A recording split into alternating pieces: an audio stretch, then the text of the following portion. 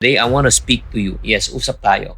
Whether you're in office, working abroad, or maging probably managing your own family, or just figure things out by on your own. Pag-uusapan po natin na bakit po napakalaga na matuto tayong magnegosyo at bakit po ngayon. Hindi bukas, hindi kahapon, kundi ngayon. I'm sure you have heard already. Yun nga, maraming nagsabi, gusto ko mag-start ng business. Pero hindi ko alam. Gusto ko mag-start ng business pero takot ako. Gusto ko mag-start ng business, paano na ako malugi? One of the biggest traps na nakita ko sa karamihan ng tao for waiting for the perfect time. You know what I mean, di ba? Yung start savings, pag mataas na yung sweldo ko, I'll start to invest. Pagka ready na ako, I'll start the business kapag 100% na prepared na ako mentally and emotionally. And I get that. But here's the truth that you need to know. As someone who has mentored thousands of people already, there will be never a perfect time. Do you agree? Type agree if you agree. Alam mo, even during the pandemic, no one was really prepared to start their own business. But alam mo, at the end of the day, walang choice ang tao. Nagbenta sila ng pagkain, nag-freelance working, nag-build ng online store. So, ito yung mga tao na natuto. Diba? Paano naman yung mga taong walang gawin? They waited and nothing happened. Kung makikita mo, there's a difference between the two. Winners take action, but losers are scared to take action. So now, let me ask you, heart-to-heart po tayo mag-usap. If there's only one thing, marami kang ideas, pero hindi mo pa in-execute ang idea, what's really holding you back? Are you waiting for someone else to tell you what you need to do, or are you just afraid? Alam na natin this. Bakit nga ngayon napakaganda na magnegosyo sa Pilipinas? Let's talk about something that happened right now. Sa panahon ngayon, you can literally start a business, number one, using your phone. Sa phone lang. Which I'm doing right now. I'm recording from a phone. Right now, it's going to be edited, it's going to be broadcast, and then yun, kung maraming nanood, maraming nakinig, mamamonetize siya. Number two, you can start a business from home. Dati, you have to open a store, di ba? 2 months deposit, 2 months advance, renovation.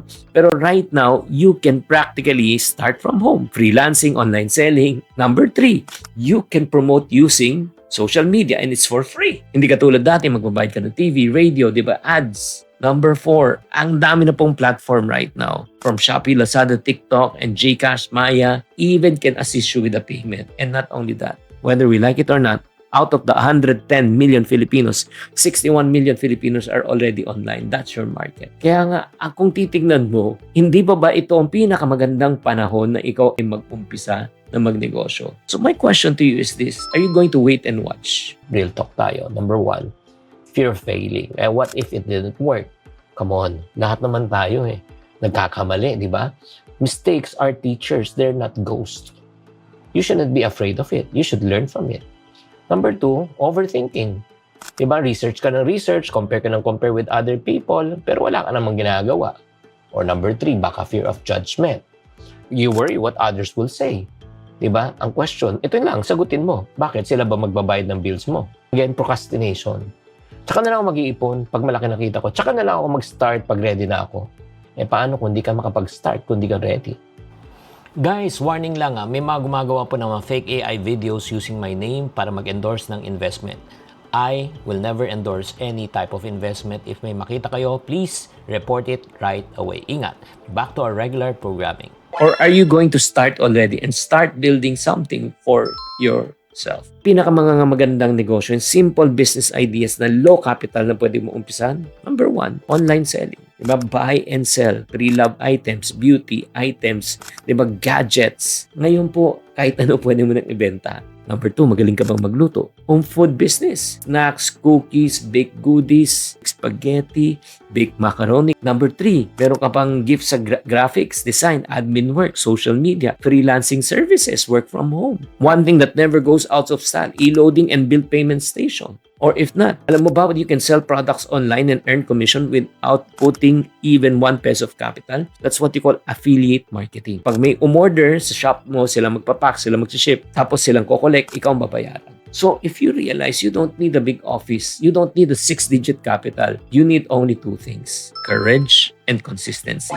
Start small, start simple. In other words, just start. Kaya kung titignan po natin, ano talagang pwedeng magpayaman po sa atin? Yung mindset po natin. Yung way of thinking po natin. Kaya what really counts? Your creativity. How can you improve the other people's lives? Courage. Kailangan mo ng lakas na loob. Are you willing even to start even though it's not perfect? The one's really holding you back from really starting is your fear. Are you fully committed? Will you keep on going even though it's hard? I've seen people from 1,000 pesos, kumita sila, naging 10,000 in a few weeks, naging 50,000, naging 100,000 in less than a year. Kung makikita mo talaga, it's not how much you have, it's how much willing are you getting to start. Gusto mo ba talaga mag-start? Para sa mga taong gusto mag-start, I want you to walk away with something that you can do. So ito yung gagawin mo. Number 1, sulat ka ng 3 business ideas that matches your strength, your career, and your lifestyle. Start small. Kahit 100 pesos na kung mag-ipon ka. Kung gusto magnegosyo, di ba, mag-umpisa ka kahit 500 pesos na business buy and sell lang. Di ba? Kung gusto mong matuto, like for example, di ba, mag-enroll ka. Start small. Learn. Number 2. And then once you start small, focus on action, not on the outcome. Tanungin mo sarili mo, di ba? Ang goal natin, hindi kumita. Ang goal natin, matuto. Dahil pag natuto ka, kikita ka. And then third, I'm not yet good enough eh. Ulitin ko, hindi mo kailangan may perfect to get started. Kailangan mo lang to get started in order for you to be perfect. Don't underestimate yourself. Number 4, celebrate small wins. Like for example, kumita ka yung 100 mo, naging 100. O, edi, congratulations, na double mo, 100%. Clap for yourself. And number 5, learn and accept mistakes. Part talaga ng journey yan. Hindi ka naman robot, di ba? Hindi ka naman perfect. So, sulat mo lahat ng pagkakamali mo and learn from it.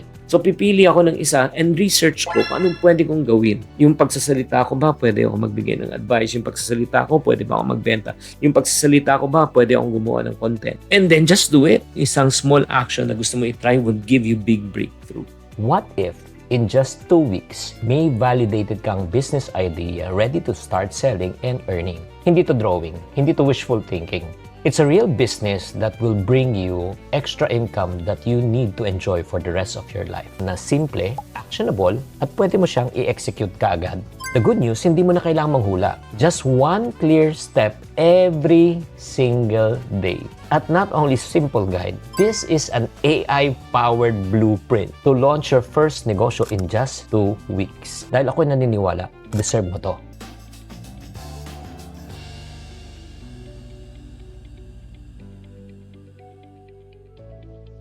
So mga kapatid, I hope that you are encouraged. My final thoughts, I don't care if people have told you that you are not for business. Huwag ka makinig. They don't know you. And let me encourage you. You don't need to be rich. You don't need to be famous. You just need to start. Chinky Tan, with over 6 million Facebook followers, 2.8 million YouTube subscribers, and 2.4 million TikTok fans, is now all out to share with you the most practical, simplest path to lasting wealth.